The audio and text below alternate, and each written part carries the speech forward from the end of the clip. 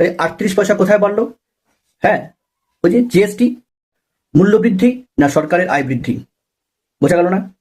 চলো আজকে একটা অঙ্ক করে দেখি।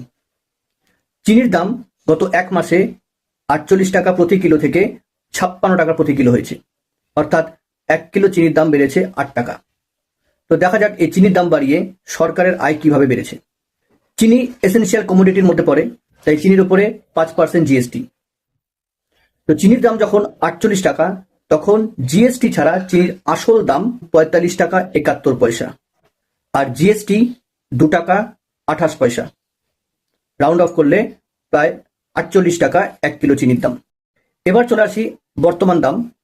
1 কিলো চিনির দাম 56 টাকা, জিএসটি ছাড়া চিনির দাম 53 টাকা 33 পয়সা, আর তাতে জিএসটি হয়েছে 2 টাকা 66 পয়সা।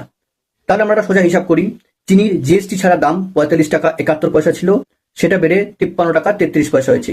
তাহলে চিনির দাম বাড়লো কত? 7 টাকা 62 পয়সা। আমাদের কত দিতে হচ্ছে? 48 টাকা থেকে 56 টাকা, 8 টাকা। তাই 38 পয়সা কোথায় বাড়লো? হ্যাঁ, ওই যে জিএসটি, 38 পয়সা আরো জিএসটিতে অ্যাড হলো প্রতি 1 কিলো চিনির জন্য। মিলিয়ে দিন হিসাবটা। প্রথমে জিএসটি ছিল 2 টাকা 28 পয়সা, এবং পরে জিএসটিটা 2 টাকা 66 পয়সা। তাহলে হিসাব করো, 2 টাকা 66 পয়সা থেকে 2 টাকা 28 পয়সা বাদ 38 পয়সা। বোঝা গেল হিসাবটা? সরকার কি তাহলে আমাদের ট্যাক্স বের করার মেশিন ভাবে? বিষয়টা ভেবে দেখো।